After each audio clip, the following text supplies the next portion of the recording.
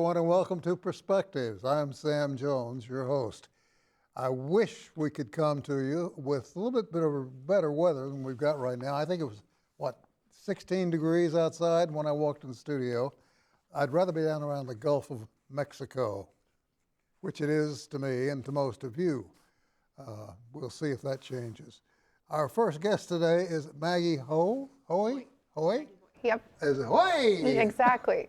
You're the president and CEO of Lindsey House. What is that? Yeah. So Lindsey House is a nonprofit located in Tulsa, Oklahoma. We serve moms who are raising their kids. And our whole goal is that moms have a roof over their head so they can focus on setting and achieving big goals so that way their family experiences stability and self-sufficiency. So 24 moms, 45 kids call Lindsey House home. So you're not, let me try to put this into perspective. You're not taking the place of an organization that takes homeless folk off the street so much as you're taking, the homeless folks who have a domestic problem. You're taking folks who come from just anywhere really and offering them shelter and what else? Yeah, so we have 24 moms at Lindsey House, and every story of how they arrived here is different.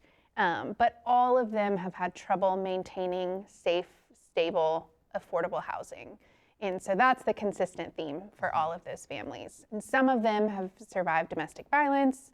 Some of them have had an inability to pay their bills, or they've just struggled to make ends meet. And so when they're in our program, they're living there on site, but they're also going through a series of curriculum, things on financial literacy, workplace proficiency, and life skills. So all the things that we think someone needs to know to be a successful, productive head of household, we're either teaching them for the first time or reminding them of those things. You and I could sit here and bat these phrases back and forth. Yeah. Because we know them and we're familiar with them, and it is an ongoing problem. Have you been at it long enough to see any trends, anything that you can put your finger on that's causing it? So we have a domestic violence crisis in our state. We're number one in intimate partner violence. It's the number one leading cause that Say brings that again. somebody. Yeah. We're number one? Yes. Women in Oklahoma, or individuals in Oklahoma, are more likely than in any other state to be a victim of domestic violence. And more often than not, they're slapped around right after a football game, right? Yeah. I don't know the circumstances that lead to it, but I know for the moms who live at Lindsey House, many of them have survived domestic violence in their past. And Lindsey House is a place that they come to start over, to rebuild their life, to learn those budgeting skills, all of the things that maybe they didn't have or didn't know before. So that's one of the challenges. And things are really expensive. You know, you used to be able to make a minimum wage job stretch pretty far, and that's not the case anymore. So people need skills, they need better job, they need support, and that's really what Lindsey House is designed to provide. You're addressing the needs of the mother. What about the needs of the children? Do they come in damaged as well? So there's something called ACE scores, adverse childhood experiences. So this is trauma that people have experienced in childhood. And what we know to be true is that the moms experienced a lot of trauma in their childhood. And our goal is that those 45 kids don't have to experience that same level of trauma. So they have a safe place to call home. They see their mom going to work every day. All of their needs are met. There's not emotional or physical neglect. So the kids benefit because of the stability that they're experiencing while they're living there, and hopefully that stability that they'll experience long term, long after they leave. Got a mean age with the children? So the fun part about Lindsey House is 45 kids in our place. They range in age from newborn. I think we have a 2-month-old all the way to 17 years old. So most of the kids are under 10, but we have a mix of all ages. So you get a chance to see a lot of things firsthand. Yes, it's actually a really beautiful part of the community at Lindsey House is because if you were to come on a Saturday, for example, and we're having some community event, you wouldn't know which kids belong to which moms because it's just like a whole big family. And it's something that makes it really special because the kids don't know that they're living in a homeless shelter or a transitional living center. They think they live in an apartment complex and they think all of their best friends live there with them. Sweet. That's really nice. You've got a big luncheon coming up in March. Yes. And we can only hope and pray that we get some of the warm breezes out of the Gulf of Mexico to kind of, make it a little more pleasant because it's going to be at Veterans Park. Yes, so it's Centennial Center at Veterans Park.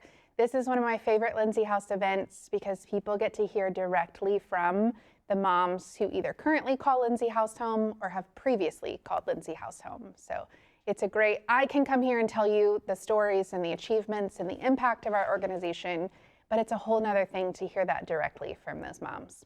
Legacy Luncheon is really designed as, we call it a friend raiser.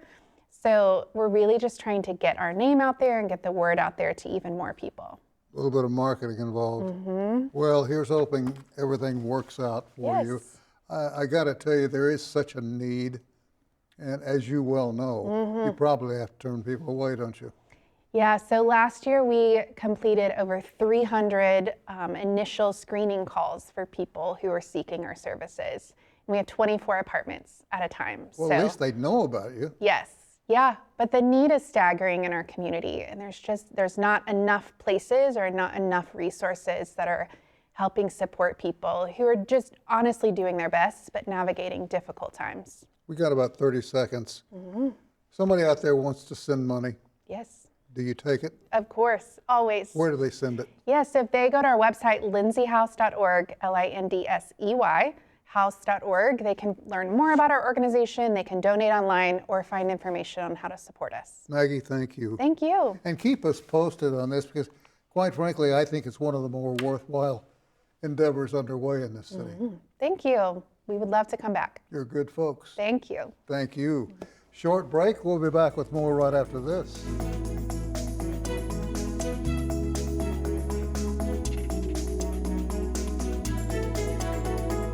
Tony Corbell is the executive director of the Oklahoma Music Hall of Fame.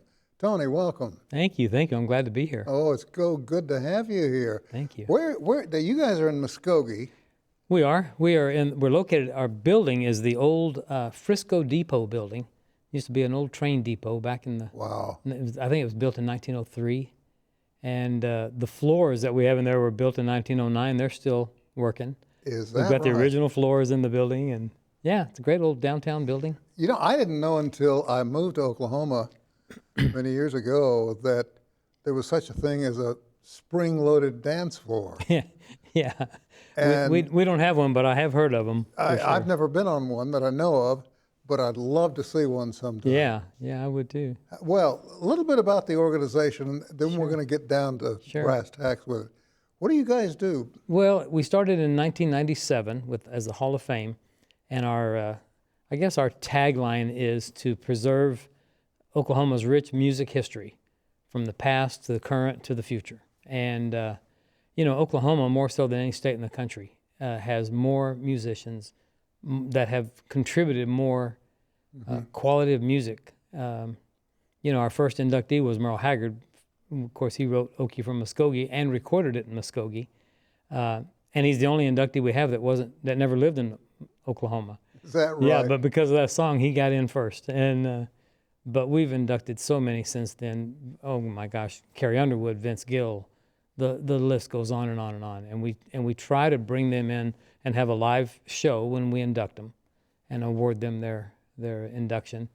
And it's, aside from that, every Thursday night we have live music all throughout the year, and it's just it's a great music venue that we have, and it's a fantastic museum that we have, and so we get visitors from all over the world. I had a busload of 30 tourists from Sweden that came in a few weeks ago. No kidding. Yeah, they heard about us and they showed up. I think one of the fascinating facts is, in kind of a roundabout way, one of the major contributors to the music scene in Oklahoma was the Underground Railroad. Yeah. Because we had stops from the Underground Railroad here in Oklahoma, and some of the music traveled with Yeah. the folks that got off the train. Yeah, I think that may be right. I think there's an awful lot of people that came to Oklahoma for a variety of reasons Sure. and settled in. But again, somehow the music was thriving at a time when it wasn't in other places, and I don't know quite why that is. Yeah. But you've heard, and as you know, that you mentioned earlier, the Tulsa sound and the red dirt sound changing the way country music's played a little bit. And there's just been so many contributors, and that's one of the criteria to be inducted in our Hall of Fame is to have made significant contributions to music. And you either had to have lived in Oklahoma for a long time or recorded here for a long time or was born in Oklahoma. Neil Schon, the lead guitar player for the very popular band Journey, is from Oklahoma. This guy goes back all the way back and played with Carlos Santana at one time when he was real young. So And you've got it just goes on and on. The spectrum for musicians and singers is broad. It's I mean, broad. it goes from country music Opera. through opera. Yeah, and everything in between. Yeah, it does. Now, are you currently raising money to do some development there? We're not currently, but the big deal right now that we're talking about is our remodeling. The state of Oklahoma has thankfully given us a beautiful grant to remodel our building. Our building is old, and it needs cleaning up a little bit. I think we've got some pictures. Yeah, this is what the future will look like. That'll be our new entrance area. That you notice that ramp looked like a guitar. Mm-hmm. This is a theater area up the ramp behind that wall. There's our new reception area and our hall back in the background. Our new exhibit area will have all glass walls. And then there's our new stage that's being built. And we really think it's exciting. There's so many people that come, and we have regulars from our community that come. We have a radio station that broadcasts inside the building, the Okie Country 101.7 radio station. So it's real exciting to see what's possible. And when the design team revealed to us what they had in mind, we were just crazy for it. I think the word exciting is an understatement. It is. It keeps the old tradition of this great freight building that everybody just loves and adores. We're keeping the bricks, we're keeping the old floor, but we're going to modernize it. And as the lieutenant governor said, he said, we got the best kept secret. And he said, we're going to spread the word, and let's just knock the dust off of it a little bit. There you so go. That's what the money's going to do for us. Yeah. What are the plans for expansion there? Are the train tracks still active? They're not. Where we're positioned, they're not. They are a couple of blocks away from us. Yeah. But where we're positioned, on one side of the building where the train tracks used to run, they would unload freight in our building, and then the freight would roll across to the other side, and there would be awaiting trucks and on the other dock, and they would take this freight and distribute it locally, regionally. But no, it's an ongoing process, keeping us alive. We're a nonprofit, and this was very helpful to have our state to come on and recognize that we have something pretty special here. Vince Gill has been a great supporter, and he talks about us all the time. And so many artists have come and played for us and continue to support us all the time. And it's really gratifying. You're not going to be looking at me anytime during this interview and saying, I'm never surprised at anything, are you? I'm never surprised at anything. Yeah, I don't. We just unveiled a statue for Merle Haggard. Really? On October 10th in our little town, right next to the Civic Center where he recorded that song, Okie from Muskogee. And his youngest son came and played a concert for us that night. Oh, and sweet. It was a pretty sweet thing. When he was leaving to go to the airport, he walked out to the statue, and nobody was out there. All the crowd was all still inside the venue in the arena. And he walked out and put his arm around his dad's statue and said, man, it's good to see you, Dad. I'll see you again soon. You know, it was just a great moment. Oh, we got pictures.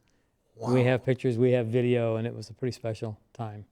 That's great. Music does something to people. It's kind of it's almost a universal language that everybody speaks, and we're keeping what's a it going. good time if folks want to come down and just visit and kind of tour the facility as Sure. is now? Sure. When can they do Well, that? we're open throughout the week, 10 to 5 usually.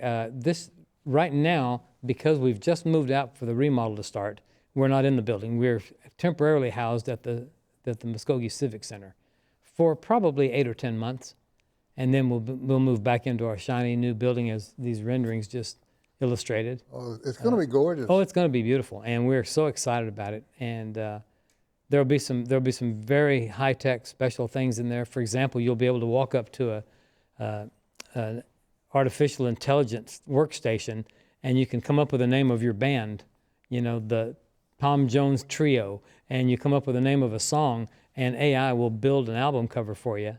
No way. And you can just email it to yourself if you want it. So we're doing all sorts of fun things. So it's going to be pretty special. What a sweet thought Yeah. that is. Now, if folks want to know more, they can go to your website. Sure. The best way to go to the website, we've just changed the wording on our website a bit. It's okmusichall.com. It's real simple. Are those patches for sale? Not yet, but they will be shortly. Let me know when. I want one. Well, thank Hey, you. thank you for coming Oh, in. I'm thrilled to be here. Thank And you so much. please put us on your mailing list. We'll sure do it. We'll You're sure a do good it. man. I Thanks don't for what care you what do. anybody I says. appreciate that. All right. Thank you. We're going to take a short break. I'll be back with more right after this.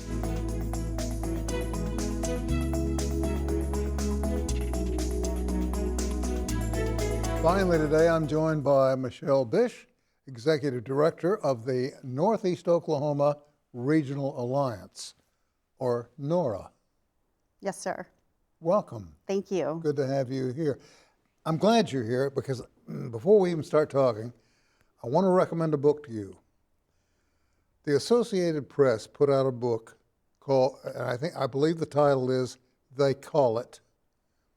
And the reason I want you to take pains to get one, it goes every village, hamlet, wide spot in the road, town, city, whatever in Oklahoma, and how it got its name. Oh, And just a little brief paragraph. yeah.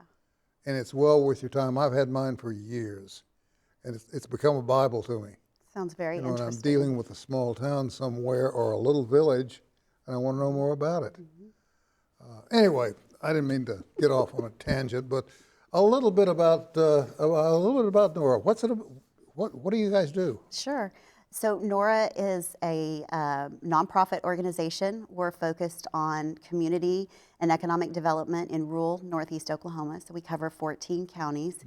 We're really focused on capacity building and advocacy for those communities we serve, and also regional marketing. We want to amplify the voice of Northeast Oklahoma and tell our story well so the rest of the state knows what an incredible place Northeast Oklahoma is to live, work, and raise a family. How old is NORA? NORA was established in 2011, so we've been around a little while. Yeah, so it's been here for a goodly number of years, at least enough to be able to say, we got our teeth sunk into this. Yes, absolutely. What's down the road for you? Well, coming up, we have a legislative reception that we're pretty excited about. This is an opportunity for Northeast Oklahoma to engage with state legislators and state leadership. It'll be February 25th at the Oklahoma History Center from 5 to 7 p.m. We're really excited about our speaker lineup, which includes the Principal Chief of the Cherokee Nation, Chuck Hoskin Jr., who I'm sure you've had on here a time or two.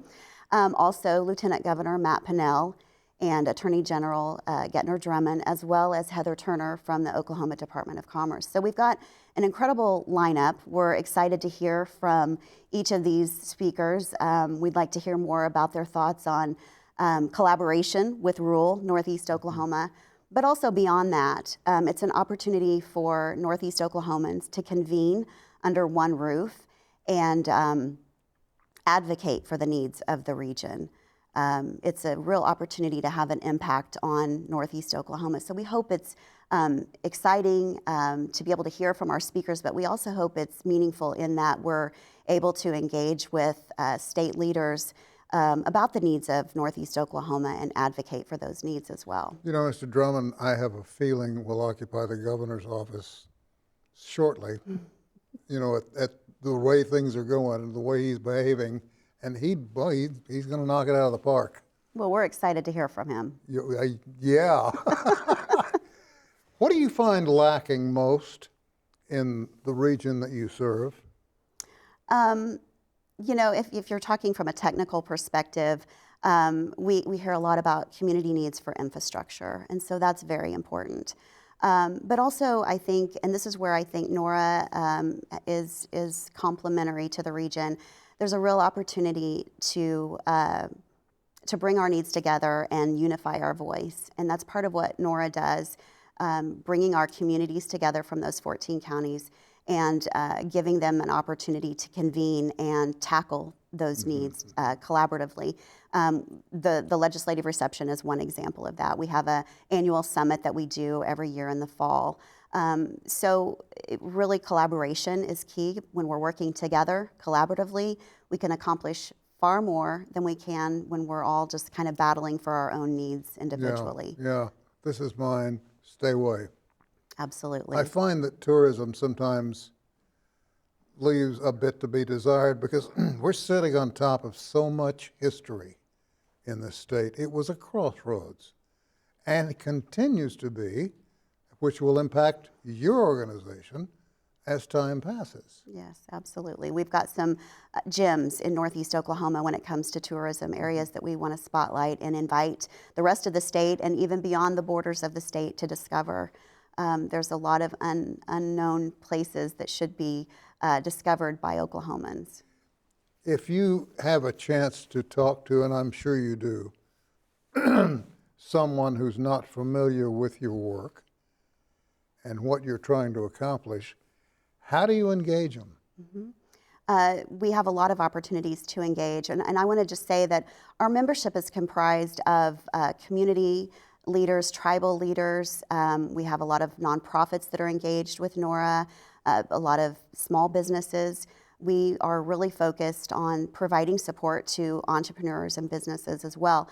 And so kind of answering your question with a really good example of how people can engage, we are partnering with a consortium group known as Launch Rule OK, and we are hosting a series of small business conferences in 4 different locations throughout the state where entrepreneurs and small businesses can convene and gain more insight and resources that will help them be successful in their small business.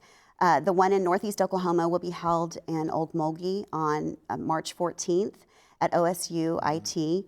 And it has 2 tracks. We've got a track for entrepreneurs who have launched their business and are just looking for some additional support. The second track is for individuals who maybe have a concept of a business that they want to launch but haven't yet launched. And we've partnered with a group called Builders and Backers, who really are experts when it comes to providing resources for emerging entrepreneurs. And so that second track will help equip them to launch their business. And so this series of conferences is going to be exciting. It should help any individual who is an entrepreneur at whatever level they are at gain the resources and information that they need to be successful and sustainable in their small business endeavors. We've got about 30 seconds left. If there's someone out there watching who has an interest in what you're about and the direction you're taking, how do they get in touch? Interesting question. Our website is being redesigned as we speak, but the best way to find us right now is through Facebook. You can do a search for Northeast Oklahoma Regional Alliance and you'll be able to find us. Well, thank you very much for coming by to visit, and keep us on your mailing list. Absolutely. Anytime anybody in your group makes a move, let old Sam know about it. I will do it. We'll try and put it on for you. Thank you. And we'll get you back down the road too. That's all the time we have for this edition of Perspectives. Thank you for being a part of it. I'll see you next time.